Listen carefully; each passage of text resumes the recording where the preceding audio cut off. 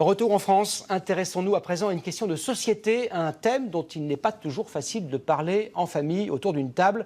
Je veux parler de l'éducation sexuelle des enfants. Nous avons voulu savoir comment les enseignants abordaient ce thème avec leurs élèves. Marie Croxel, Bertrand Lachat et Olivier Cresta se sont rendus dans une école primaire et dans un collège. Est-ce que vous savez ce que c'est que des spermatozoïdes? La reproduction, les transformations du corps. D'ici la fin de l'année, Agnès Pham aura, conformément au programme, balayé l'ensemble de ces questions avec ses élèves de CM2. L'exposition Le zizi sexuel lui sert cette année d'entrée en matière. Première étape, le baiser. On fait un baiser à partir de quand on embrasse 18 ans. À partir de l'âge adulte. Devenir adulte, justement, c'est tout le sujet.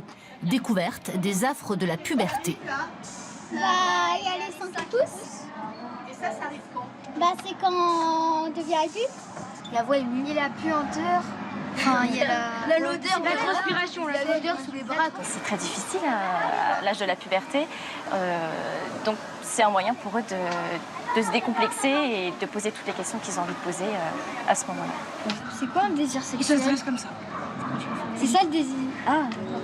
Ah, c'est pas trop gênant, c'est ça, c'est naturel. Naturel et pourtant si compliqué à questionner. Est-ce qu'avec vos parents, vous parlez un peu de ça? Non. Ça, nos parents nous disent toujours qu'on est trop jeune, faut attendre un peu. Des parents parfois désemparés, d'où l'intérêt des séances d'éducation à la sexualité, en théorie 3 par an du CP à la terminale. Dans cette classe de 4e, le professeur de sciences et vie de la Terre et l'infirmière scolaire tentent de libérer la parole. On voudrait connaître tous les mots que vous connaissez pour parler du sexe masculin ou féminin. Phallus, Le vagin. foufoune. Nommé, pas évident malgré les chapitres consacrés à la reproduction. Je mets au défi un élève de réussir à comprendre correctement avec ce genre de représentation. Le cours d'éducation sexuelle, il est là justement pour passer de l'implicite à l'explicite. On verbalise avec les termes scientifiques, corrects. On essaye de dépasser le tabou qui existe dans la société. L'explicite, il le trouve aussi sur Internet, sans forcément tout saisir. Qu'est-ce que tu y vois sur Internet? Plein de trucs qui parlent du sexe.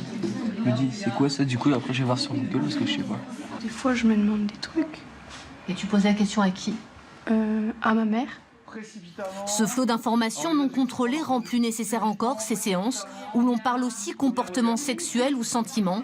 Un exercice délicat, il peine encore à trouver sa place dans le cadre scolaire.